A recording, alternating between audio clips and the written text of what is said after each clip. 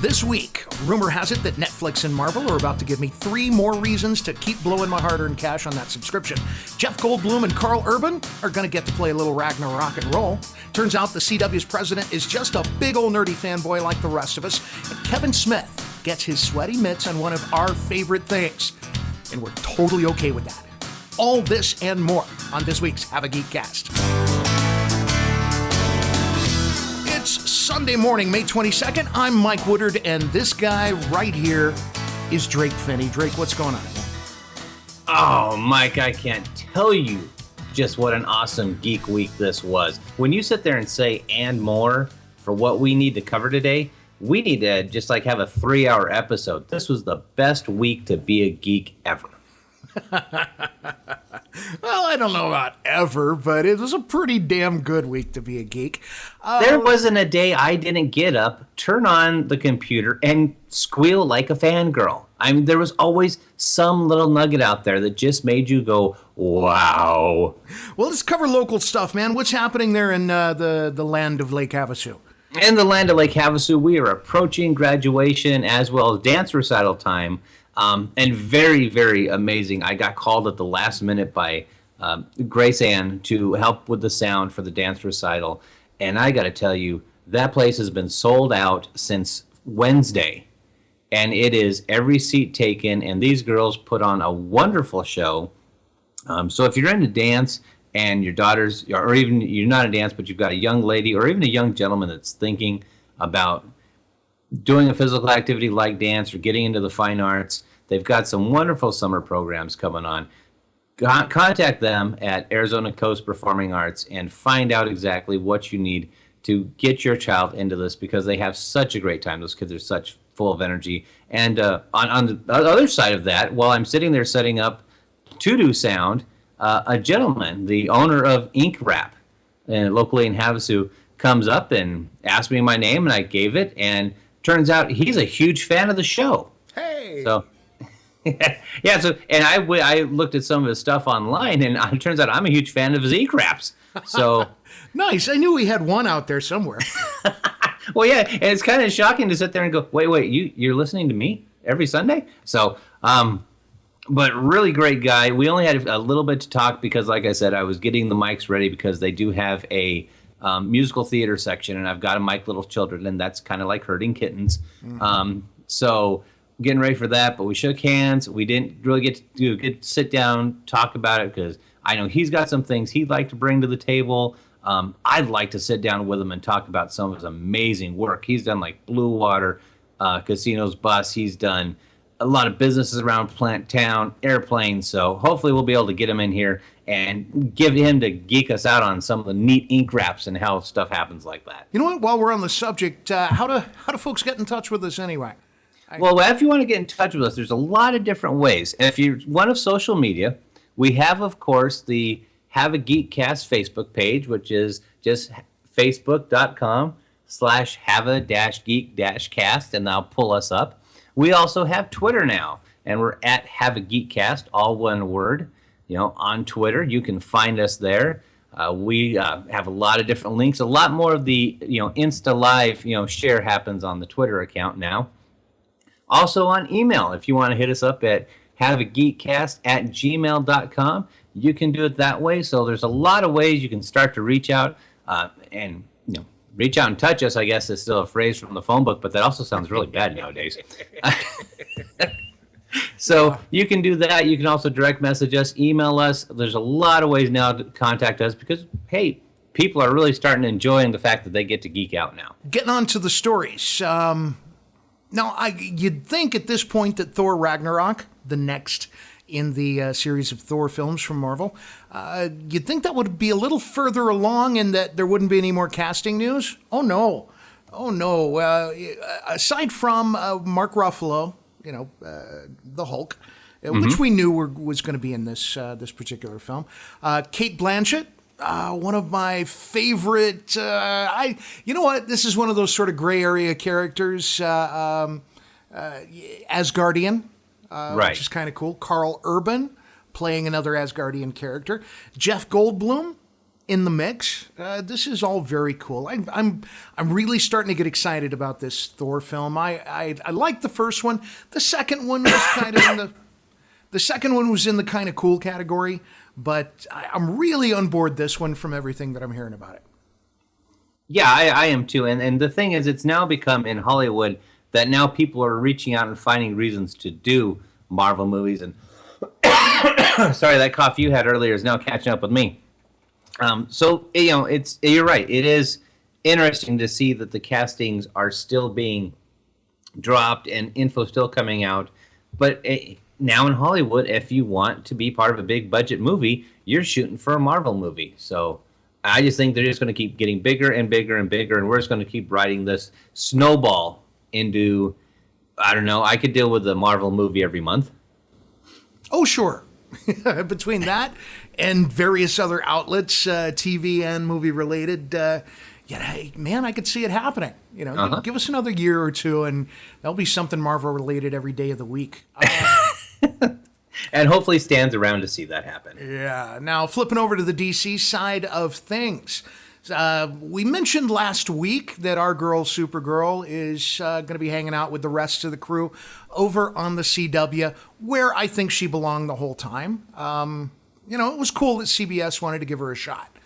Gave her a bit of a higher profile than the regular Arrowverse shows over on the CW, but between, I guess, the budget of the show, what was it, $3 million per episode?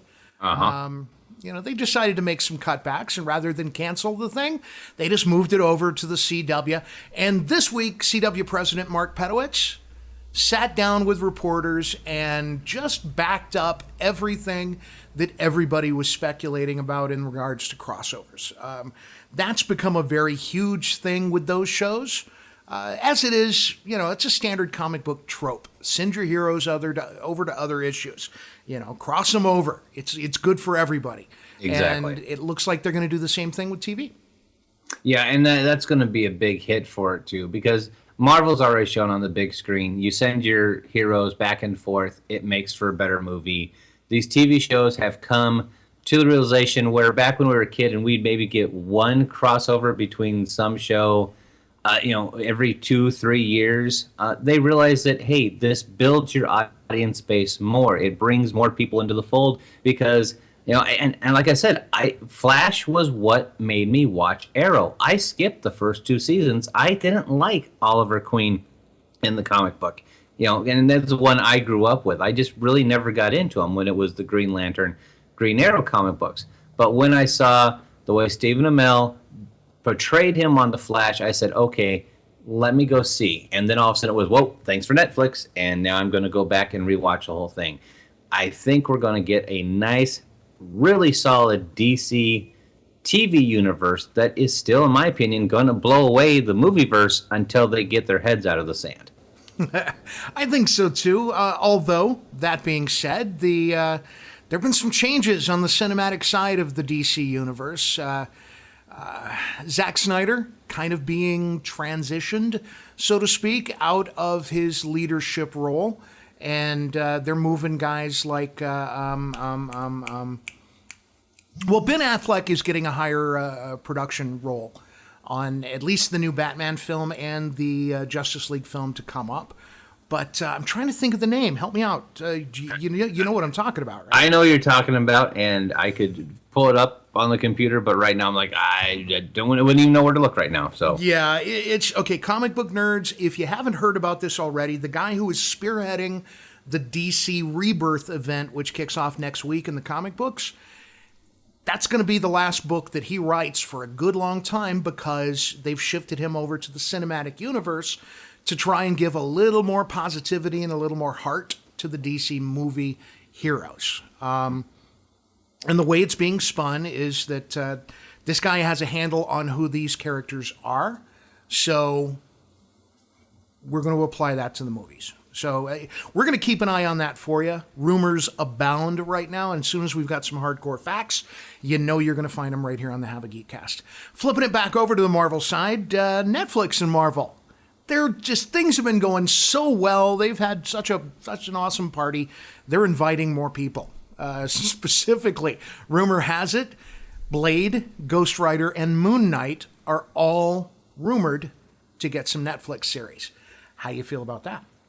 I am all for that. Like I've always said with Marvel, even though everyone was big on your Avengers, big on your X-Men, and all that through the 90s when I was a huge comic book fan, I liked my street-level heroes. I liked my Spider-Man, my Ghost Rider, my Blade, especially when they started the whole Midnight Suns saga, and we had that more of a dark side of the universe. Not just, Doctor Strange is dark, but even a little more grittier dark with the anti-heroes. And to see that these three, Moon Knight, Ghost Rider, and Blade, are being considered for Netflix series, I think is great. Blade, Wesley Snipes, in my opinion, did a wonderful job portraying him.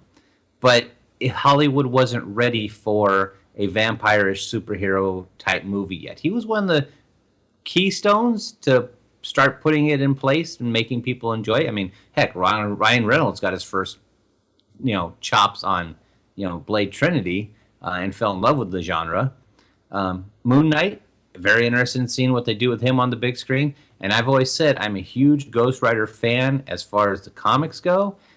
Did not like the way it was portrayed in the movie. As far as I'm concerned, that actor who shall never be named almost ruined my hero. So I really want to see, after what Netflix did with Jones and what I see it doing with Cage, with the little clips we've seen, I want them to get their hands on Ghost Rider, and I am so looking forward to what it turns out. Yeah, I agree with that completely across the board, man, because the issues with... if you talk to people who are critical about, comic book movies, they'll say pretty much the same thing. Blade was great. Blade 2 was great. Blade 3, not so much. I dug all three of them. I ate them up. Same with both of the Ghost Rider movies. I loved them to death. Not necessarily because they were good cinema or that I felt that the portrayal of the Ghost Rider character was awesome. I just simply loved that they took the swing. Yes. And the problem, if there is problems in both of those franchises, quote unquote, it was just too soon. Yeah. It was too soon. So I'm happy. I think they're going to wind up, if it happens, I don't want to jump the gun on this. It's only rumor right now. I'd call it like a 90% gonna happen, but if it happens with all three of these characters, they'll be exactly where they need to be, which is Netflix, based on what we've seen so far. Yeah, and what I like about the Ghost Rider, and like I said, and my friends from college will tell you, I'm a big Ghost Rider mark. I mean, if you throw the Flamin' Cycle, I'm all over it. The thing I like about the Ghost Rider character, because I did enjoy the movies when the actor who shall never be named turned into Ghost Rider, I got to watch my character. I didn't have to see a character portraying it. I think Marvel has the ability now to go, okay, look, that guy didn't work. Now let's do the Hulk theory. Let's keep finding these actors for the alter ego until they found Mark Ruffalo, which is such a good fit for Banner. Mm-hmm. Yeah. Now let's do the same thing. And we've got the ability. We've got the Johnny Blaze Ghost Rider, the Danny Ketch. If you go to the alternate worlds, you got Barbara Ketch. I could go on forever. Let's find the Ghost Rider that's going to fit. Let's get the right powers, not poking at the movie too much, and go from there. I would love to see more of what Netflix is putting out for our heroes. Yeah, and I really think we're going to get to see it. It's the thing that Netflix is doing right, given that technology is finally caught up to what we need.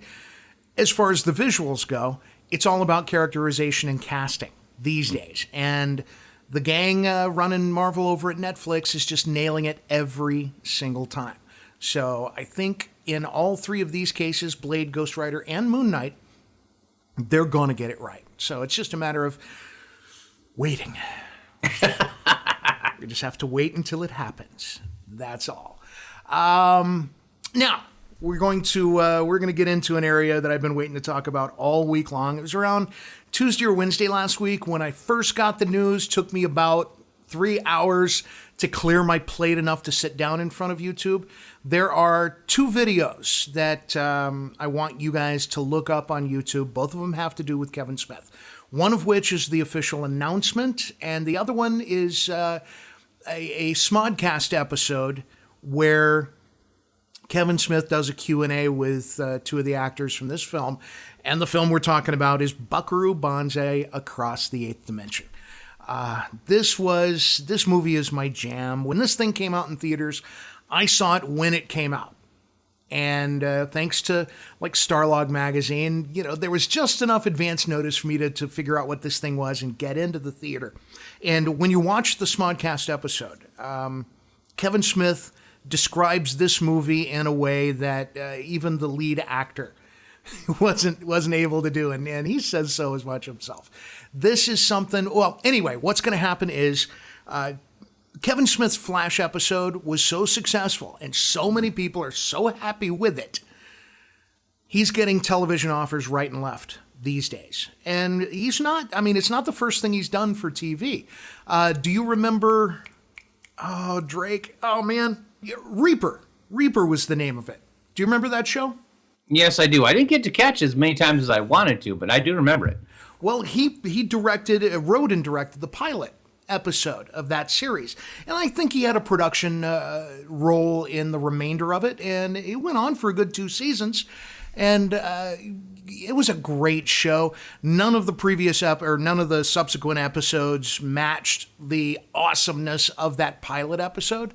But if you get a chance to go back and watch it, if you didn't catch it first time around, if you're into Kevin Smith and that kind of thing, super cool. So anyway, based on that, what's happening is he got the Flash thing simply because he asked for it. He contacted those guys and said, you know what, I'd love to do an episode of Flash. So they gave him an episode, and everybody loved it so much that the guys who own the rights to Buckaroo Banzai contacted Smith out of the blue and said, do you know of this thing, and would you like to develop it? And Kevin Smith about lost his head. He's like, do I know of this thing? So anyway, go and check out both of those videos, the official announcement and the Smodcast. What happens is there's a festival in L.A. I forget the name of it. It's not all that important. It's easy to find if you want to look it up. But what will happen is there will be actual showings of the film, and then Kevin Smith will moderate a panel involving the actors and creators and producers and directors. And it's super cool. I'm addicted to the whole series, but they did one for Buckaroo Banzai. And it's worth watching if you're a fan of either Kevin Smith or Buckaroo Banzai. So early days, man, it's real early stages. They're just calling it a development deal right now, which means that Smith is only just now getting his feet under him about, what he might do. What he does say in the original announcement video is that his first inclination is that the first season of the show is simply the movie. Retell the movie in detail. And then the second season, should we be lucky enough to get that bad boy, will be, I don't know, Drake, if you remember the tail end credits of the movie, after the credits have run and as the theme song is dropping down, up next, Buckaroo Banzai versus the World Crime League. And so that would be season 2, the Hong Kong Cavaliers versus the World Crime League. So, and he's talking about doing all kinds of cool, the original creator, guy's last name is Rausch, wants to reach out to him and get him involved in the TV show, wants to get in touch with the actors from the movie and have them step in and play bad guys, play villains. So, and Smith himself, I don't know how I feel about this, but Smith himself wants to play the role of John Big Booty. Or is it Big Booty? So the only reason is the original actor passed, which is too bad because that particular character, you could have the original actor come back and play it.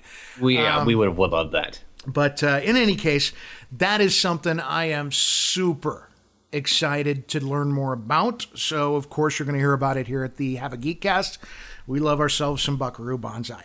What else? I'm going to add a little sugar to your coffee then today. All right. Because you didn't mention it, and it just actually flipped across my screen. Everyone loved Runaway Dinosaur so much from Kevin Smith, and that really it did blow me away. I wasn't expecting that from him. It was a great episode. That there's an article across my desk right now that says where Kevin Smith could take Arrow in season 5. Well, yeah, you're right. I saw that earlier myself. I didn't get a chance to check it out, but Smith has said he wants to write for Arrow. I'm for it. I am the way he did Runaway Dinosaur, and just that one. Smith is such a great director. You cannot say enough about this guy. He just has such a vision and gets it onto the screen, and it's not your stereotypical. Because Runaway Dinosaur to me wasn't my stereotypical Flash episode. He went deep. Let him run with him. He's a DC fan. That's what DC needs to understand. Get these people that are your fans, that are in the business, like Affleck and the director and Smith. Let him run. That's when they'll break the new barrier. No question about that, man. And if you've got any doubts, all you've got to do is go back and pick up any issue of a Marvel or DC book written by Kevin Smith. Mm-hmm. The thing that we love about our shows is that these are comic book characters written to be comic book characters. And the finale episode of Legends of Tomorrow, best comic book I've read in quite a while. I was so cheering at the end of that. Oh, sure. Are we even going to talk about the DC TV today, or are we going to save that until we wrap up with all our finales? Well, this is, at this point, we've only got like one more week for Arrow, right? Let's wait for a big wrap up, because I am already, Legends made me bounce. Yeah. I did. That was right back to 1985 for me. Oh, good Lord. On the comic rack. So. The final second of that episode took me back to the 70s, man. So it's, yeah. All right. We'll hang on to it. Bottom line is, if you haven't seen the latest episode of Legends, it's probably the best in the in a bunch of really great episodes across this whole first season. So, I mean, they really got their feet under them for the last three, I'd say. Oh, if you tried to watch the last three right now, not that you'd be lost, but you just kick yourself. This Legends, I'm so glad I picked up on right away. That just by far one of the best, better than I expected. Oh, sure. Yeah. Well, I knew I was going to dig it right out of the gate. And then as the season was progressing, I kept running into things that, let's just say I wasn't happy with them. Mm-hmm. And not only did the last three episodes make up for them, they totally explained them. Yes. And totally. not in that, here's what you missed, let me bring you up to speed kind of way. It's the, here's where we were going from episode one. Mm-hmm. And we had to drag you through all of that to get you here to where we are right now. So okay. Sorry about that, but, we're up to speed and let's go. It's that kind of thing. It reminded me of the old show Babylon 5, where they had the story arc already planned. This wasn't being written episode to episode to episode. Let's just see what we can do. This had the whole arc from when the first actor walked on that first scene to, like you said, that last 5 seconds. It was all planned out, and you're right. The last three episodes brings everything to light where you're going, holy snikes. Just, wow. So yeah. So we're not going to go any further with that. We're going to get into a season-ending wrap-up sometime in the next couple weeks. If we don't do it next week, we will do it about 2 weeks from now. So that's pretty much going to cover the geeky things that we've got for this week. Drake, oh, wait. I do know what I wanted to bring up. If I remember correctly, you were not a fan of the first Ghostbusters trailer. No. Have you seen the second one? Yep. And your thoughts? Still not a fan. Okay. Still, it's and this is where I even turn even my mother against me. Melissa McCarthy doesn't do it for me. She's trying too hard, in my opinion, and that's kind of how I feel. It's just everything's trying too hard to be funny, or maybe I am being too much of a stick in the mud, and I'm just trying to see the old magic. But watch the second one, and I just looked at it and went, it's, I don't know. This is one that's going to have to really blow me out of the water at the theater. I'm going to look at it and go, it's not one or two. It's not, I don't know. I understand what you're saying. I do. But here's how I'm looking at the whole thing. First of all, they're just trailers. And I've seen so many bad trailers for movies that I loved. Secondly, even if this movie is a big steaming pile of poo, it's going to do nothing to interfere with my enjoyment of the first Ghostbusters. So I'm not worried about it, man. I'm going into this thing with a big silly grin on my face, and I'm going to give them every chance in the world to entertain me, and it's just going to be up to the movie. So when it comes to the release of the film, I'm just going to reserve my opinion until I've sat there and watched it, and we'll come back to the Geek Cast after the movie comes out, and I'll let you know what I think. But as you can tell, I'm going to be a pretty easy mark on this one. It's going to have to go really, really wrong for me to be upset about it. Well, and I just thought about it, and one part of the trailer that actually, and it was the part of the trailer that really turned me off to it. And it was in the second trailer.